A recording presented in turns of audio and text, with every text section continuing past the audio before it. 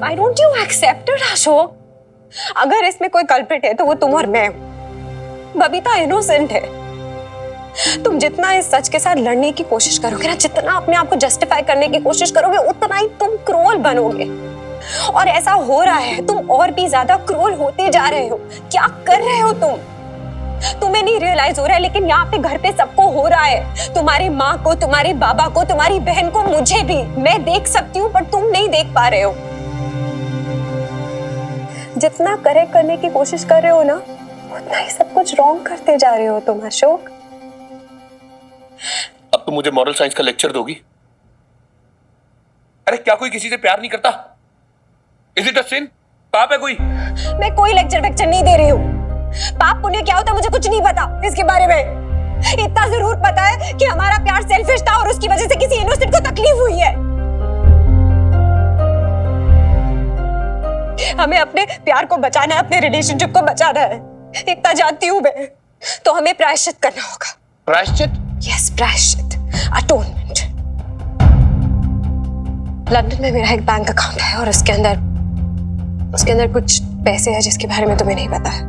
बाबा ने हमेशा से सिखाया है कि सेविंग्स करो, रेनी डेज के लिए, इमरजेंसी के लिए, जब भी कोई तकलीफ होगी तो काम आएगी। और वो पैसे तुम बबीता को दे दो। दिमाग खराब हो गया तुम्हारा?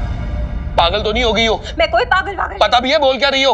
हाँ, मैं अच्छी तरह से जानती हूँ कि मैं क्या कह रही हूँ। मैं ये कह रही हूँ अशोक कि तुम एलिमनी और मेंटेनेंस बबीता और मिन्नी को दोगे। तुमने जो झूठे इल्जाम उन पे लगाए हैं वो तुम वापस लोगे। तुम अपनी रिटन पिटिशन विड्रॉ करोगे। तुम इसका मतलब जानती हो? मतलब पता है तुम्हें इसका? कोर्ट में मैं झूठा करार दिया जाऊंगा। एफिडेविट पे साइन किया है मैंने। कल को वो जज मुझे कोर्ट को गुमराह करने के लिए सजा भी दे सकता है। अब ये नहीं हो सकता। अच्छी तरीके से जान लो तुम।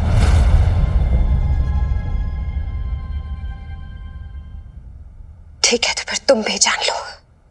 अगर तुमने ऐसा नहीं किया ना अशोक,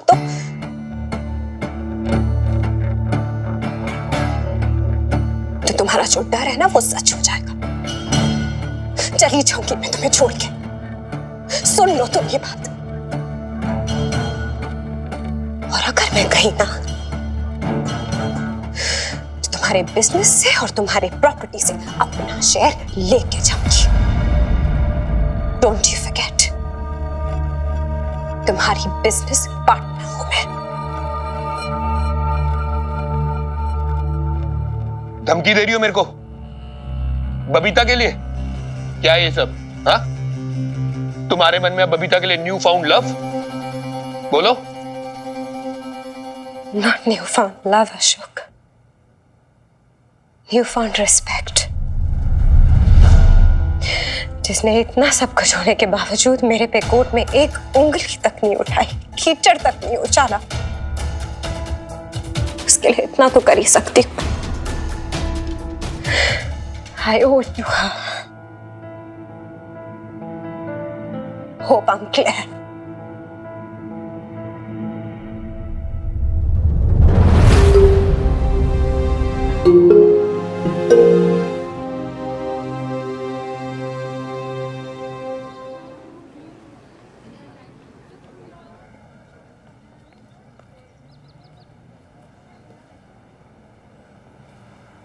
भाई सीनियर सिटीजन यहाँ कैसे बुला लिया मुझे आज? हैं भाई? बताया होता मैं आज सीधे घर पे ले आता हूँ। आइसक्रीम बताओ कौन सी, चॉकलेट, वनीला, स्ट्रॉबेरी, कौन सी खाओगे? अरे मैं आइसक्रीम खाने नहीं आया हूँ हनुमान सिंह, बैठ। अरे तो वही तो कह रहा हूँ सीनियर सिटीजन साहब, घर पे चलते हैं, आराम से बैठ के बात करेंगे। और देखो ऐसे में क्या है कि आप बात करोगे ना घर पे तो उनका थोड़ा सा मन हल्का हो जाएगा। ऐसे में कोई घर का आदमी हो तो बतेरा फील गुड सा होता है। जानता हूँ हनुमान सिंह, लेकिन मैं तो चाहकर भी उनसे नहीं मिल सकता। कैसे नजरें मिलाऊंगा उनसे? शर्म से मेरी आंखें गड़-गड़ जा रही हैं। ऐसे ना बोलो सीनियर सिटीजन, ऐसे इमोशनल होते ना तो हमारे भी कलेजे पे बहुत जोरदार लगती है। तू नहीं जानता हनुमान सिंह, 100 मौतें मरा हूं मैं कल रात। अच्छा होता अगर ऊपर वाला मुझे उठा ही लेता। और वे सीनियर सिटीजन साहब, भाई कैसी बात करते हो आप?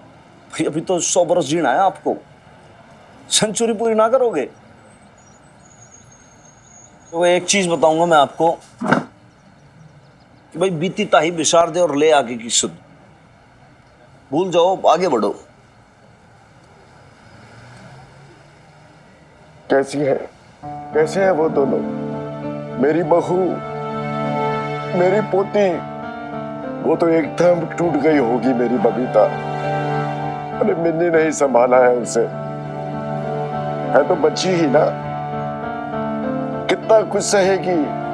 वो तो खुद बड़े सदमे में होगी। पता ना हनुमान सिंह, जीती है या मर गई माँ बेटी, बता। जीती हैं, जबरजान है दोनों,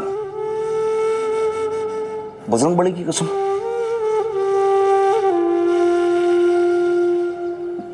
कल तो मन ने भी लगा के टूट गई दोनों, बिखर गई, लेकिन आज नया सवेरा है,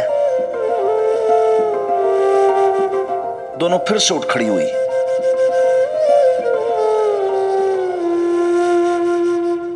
चांद सूरज की तरह चमक रही है दोनों। वो ग्रहण था सीनियर सिटीजन साहब, बीत गया, आप चिंता ना करो। सच कह रहे ना? मैं जितना देखता हूं ना उन दोनों को, उतना चौंक जाता हूं मैं,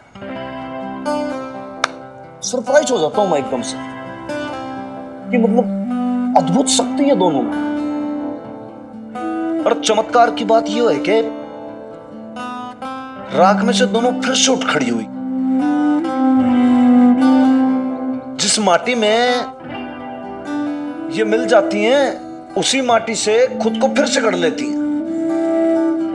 मन को चोट लगती है, शरीर घायल हो जाता है, लेकिन ये मदर डॉटर में तो आत्मा ही आत्मा भरी पड़ी है। एक बात याद रखना सीनियर सिटीजन, यूं मां बेटी को कोई ना हराने वाला। ये दोनों तो जीती हैं और जीती रहेंगी, देख लेना।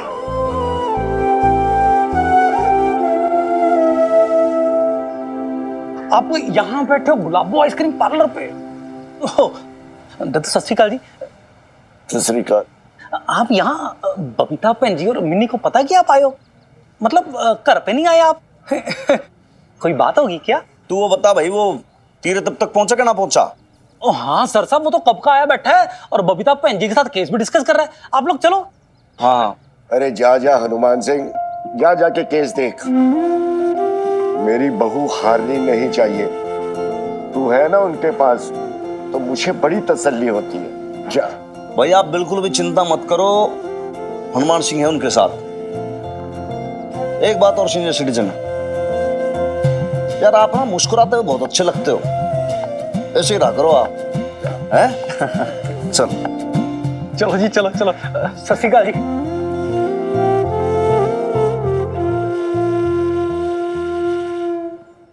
देखिए बबीता जी, आपके हस्बैंड की वो फ्रेंड, क्या नाम है, मीता, उसके बारे में आपने मुझे पिटिशन में लिखने को नहीं कहा, लेकिन अब ये केस म्यूचुअल कंसेंट का नहीं रहा, कॉन्टेस्ट का बन रहा है। हमें कोर्ट के सामने उनके इलेजिटिमेट रिलेशनशिप के बारे में बताना पड़ेगा। नहीं, ये नहीं हो सकता धीरज जी। फिर तो हम ये केस जीत नहीं पाएंगे जीजा जी। क्यों तीरथ अंकल, क्यों मुश्किल है केस जीतना? आपने ही कहा ना जज बेब्स के लिए सिंपैथिक है और फिर उन्हें भी तो पता है कि जो सारे एलिगेशंस लगे हैं स्टूपिड बकवास है। तो क्यों हारेंगे फिर हम केस? सॉरी, ये बात ऐसी है कि भाई माना कि जज साहब की आपकी मम्मी के लिए सिंपैथी है बहुत ज्यादा, है ना, लेकिन भाई आफ्टर ऑल है तो वो जज ही। भाई जज तो प्रूफ मांगेगा, बिना सबूत के कुछ करेगा नहीं। और आपने कहावत भी सुनी होगी, आफ्टर ऑल कानून जो है वो तो ब्लाइंड होता है, तो उसको तो सब चीज चाहिए भाई, विदाउट प्रूफ तो काम करेगा नहीं वो। बिल्कुल सही कहा सर साहब। देखिए बबीता जी, आपके ऊपर वैसे भी बहुत बुरे एलिगेशंस लगे हैं सर साहब को लेके। खत्री को उन्होंने अपना विटनेस बनाया है, शायद बहुत सारे पैसे भी दिए होंगे बहुत कुछ उल्टा सीधा बोलने के लिए। सर साहब उनका इंटेंशन बिल्कुल साफ है, एलिमिनी नहीं देनी। किसी भी तरह उन्हें प्रूव करना है कि ये डिवोर्स की जिम्मेदार बबीता जी खुद है। इंडिफियल्टी कोर्ट में प्रूव करने के बाद एलिमिनी मिलना मुश्किल हो जाएगी। इसलिए मैं कह रहा हूँ बबीता जी, आपको आपके पति के ऊपर बहुत ही स्ट्रॉन्ग एलिगेशंस लगाने होंगे, जैसे कि आपके हस्बैंड का मीता बसु जी के साथ नाजायज संबंध थे लंदन में। कहा ना नहीं।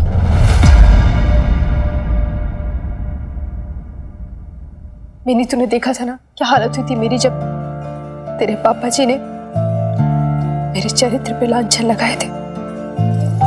और ये सब लोग चाहते हैं कि मैं किसी दूसरी औरत पे, नहीं, ये नहीं हो सकता। अरे बबीता बहन जी, उन्होंने आपके साथ इतना कुछ किया और आप फिर भी। उसमें मीता का क्या दोष है?